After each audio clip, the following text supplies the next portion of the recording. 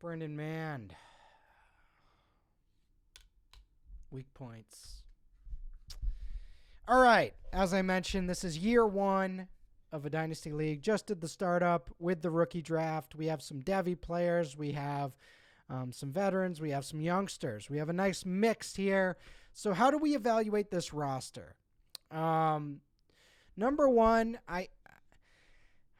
it's hard to critique this quarterback situation in year one, just mainly due to the fact that, you know, we have three starters. And while it may not be pretty, we have three starters. And we have Justin Herbert as QB1. So we're not actually forced to start Mayfield or Locke or Smith. Long term, I do expect Mayfield to sustain himself as a starter, at least in the Jared Goff type way where, he's good enough to start. Maybe he's never going to be an all-pro, but he's definitely good enough to start. That's kind of what I see there. And obviously, Herbert's going to be an advantage on just about everyone in this league other than Josh Allen or, Patrick Mahomes in a good year. So I think this is fine. Obviously, you'd love to have a better QB3. Maybe Desmond Ridder develops, but, we see what we see there. Yeah, we need more depth here. I might suggest getting rid of this trio. We have our three quarterbacks, and it's pretty insulated at the third one where we have, Locke and Geno for this year, and then Ridder. Maybe if Mariota gets hurt, we can use something there. So I would say I don't have much need for these three. Nick Foles hasn't been good in a while. Blaine Gabbert's never really been good. And Huntley, I guess he's an interesting handcuff on Lamar, but I might look to trade those three or let go of them and add depth here. We need depth here. One Austin Eckler injury away from being in a really weird spot at running back. You only need to start two, and I know this is year one, but if I'm looking at a weakness, there's two weaknesses on this roster. If I'm seeing a weakness here, if this turns into an ambiguous situation in 2022, Ken Walker kind of eats into Rashad Penny's workload and, again, an Austin Eckler injury. There's a lot of ways this can go wrong. I don't feel very safe with this unit, though. From an upside perspective, if we hit all cylinders, we should be fine, but I'd be really concerned about an Eckler injury here kind of submarining our 2022 season. So with that considered, this is going to be a struggle here. I would add as many running backs as you can.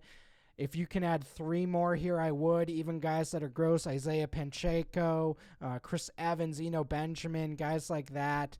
I know 27 roster spots, it's going to be thin, but go to, whatever site you're on, look through all the running backs available and try to add a few. Also, I would try to add a few wide receivers here because, while we do have some interesting pieces, I don't think we necessarily have any, locked in guys beyond Pittman and Metcalf. So I could see wide receiver 3 being an issue here this year. I do like Donovan Peoples-Jones as an upside play. I do like Woods and Lockett as guys who will be able to play that wide receiver 3 or flex role. So, it's not like terrible, but I'm not also in love with this depth for the future. I do love having Jordan Addison. That's like a nice addition to this depth chart. I'd say he's probably the third most valuable wide receiver on this team. So Woods and Lockett will do fine as WR3s for this year. Peoples-Jones has upside, but yeah, I think Brandon knows that this is a little light here, especially if something happens with Jefferson. I heard he might have a minor surgery. If that's the case, this could be a little light in year one.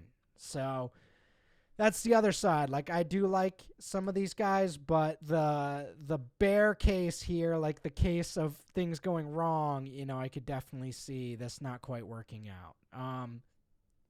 Tight end, you're good. You're good. I would maybe get rid of Jacob Harris and Isaiah Likely, and fortify wide receiver and running back again. So that's 5 roster spots you can throw into running back and wide receiver. You have Jelani Woods, you have DeGuara, Howard, Rudolph. Like, I don't think you need these guys, honestly. I'd rather keep Rudolph over Harris at this point. Harris is going to be moving down in the Dynasty ratings this week due to his probable shift to wide receiver. There's not as much value for him at wide receiver. So that's what we're looking at there. And, since this is the weak point section, we're going to ignore this because I actually think this is a strength.